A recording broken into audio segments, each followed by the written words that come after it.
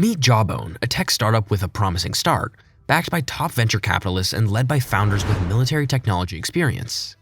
They revolutionized communication with cutting-edge noise cancellation technology, earning a $3.2 billion valuation in 2014, and having Marissa Mayer on their board. But despite their success, Jawbone struggled to keep up with the fierce competition in the wearable market and ultimately shut down in 2017. So what went wrong? What led to the downfall of this once promising company? Join us as we dive into the rise and fall of this once thriving company. Backed by big-name venture capital investors including Sequoia Capital, Kleiner Perkins, Caulfield & Byers, and Andreessen Horowitz, Jawbone was valued at a staggering $3.2 billion in 2014. Even then, Yahoo CEO Marissa Mayer couldn't resist joining the company's board, the startup that went from military tech to market flop. Alexander Aseli and Hossein Rahman founded Alifcom, which later became Jawbone, with the goal of developing military technology, but they soon realized the potential for consumer use and rebranded their company as Jawbone. With a willingness to jump into new markets, investors flocked to Jawbone, and by 2014 the company had raised a staggering $900 million. In 2002, they struck a deal with DARPA to create a noise-canceling device for soldiers. That invention eventually morphed into the Jawbone headset, which earned its name from its jaw-like appearance. The device's cutting-edge noise cancellation technology allowed crystal-clear conversations even in the most chaotic environments. Jawbone's revolutionary headset automatically increases the volume of voices on both ends, making clear communication a breeze. It wasn't long before the company saw the potential for commercial success and rushed to bring the technology to market. With booming sales and impressive profits between 2007 and 2008, Jawbone was on top of the world. But as the company's leadership changed hands and competitors emerged, the road ahead would prove to be a rocky one. In 2007, Alifcom made a bold move by launching their Jawbone Bluetooth headphones with noise shield cancellation in 157 Apple stores.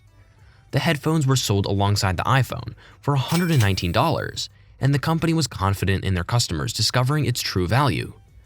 Later, Jawbone 2 and Jawbone Prime followed in 2009, which were highly praised by CNET. Encouraged by their success, the company decided to explore other products such as wireless speakers. In 2010, they launched the Jambox, which became one of their best-selling products and brought good fortune to the company. This wireless wonder hit the scene in 2011, delivering an impressive 15 hours of battery life and handy features like a USB connector and Bluetooth pairing button. Jawbone attracted major venture capital from renowned firms like Sequoia, Andreessen Horowitz, Kozla Ventures, and Kleiner Perkins Caulfield & Byers, as well as a state investment sovereign fund. Their new up bracelet was the epitome of style and function. Elegant, easy to wear, water-resistant, and equipped with an accelerometer. The possibilities with this device are endless. Track your steps, monitor your heart rate, and achieve your fitness goals like never before. With the Jawbone Up, you can synchronize all your data in one easy-to-use application, putting you in complete control of your fitness journey. And with an introductory price of just $99, this advanced device was a steal. However, the release of the third generation of Jawbone's physical activity trackers, the Up 3, brought its share of challenges. A flaw caused the company to miss out on the Christmas sales season, and while the device boasted a heart monitor, a true innovation in the wearable world, it was later found to be faulty. But Jawbone didn't give up. Instead, they opted to focus on resting heart rate measurement, a proven indicator of good health. However, some users found it inconvenient that there was no screen to display their data, meaning they always had to sync it with their smartphones. Despite Jawbone's efforts to make its mark in the wearable market, it struggled to gain a foothold, with just 4.4% of the market share remaining. To make matters worse, strong competitors like Apple with its highly anticipated Apple Watch and Fitbit were quickly closing in.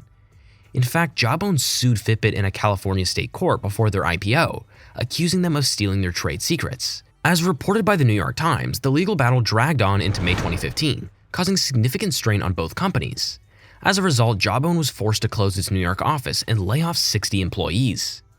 In November of that year, Jawbone announced its second round of layoffs, resulting in the closure of its New York office and the loss of 60 jobs.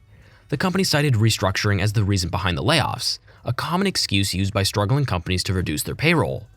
Despite being ranked as the fifth largest wearable manufacturer by IDC in the first quarter of 2015, with 4.4% of the market, Jawbone was quickly losing ground to its competitors. Fitbit, Xiaomi, Garmin, and Samsung dominated the market, with Fitbit sending 22.3 million devices to its customers in 2016, while Jawbone sent less than 20% of that.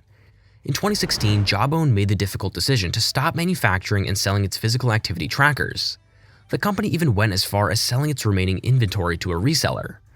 But perhaps the most controversial issue was Jawbone's decision to suspend customer service.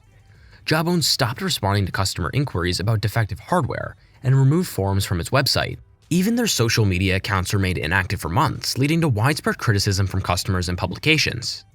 But by 2015, it had captured only less than 3% of the market. Despite the buzz, Jawbone's products simply didn't live up to the expectations. The company was forced to start liquidating its assets in July 2017, signaling the end of its journey.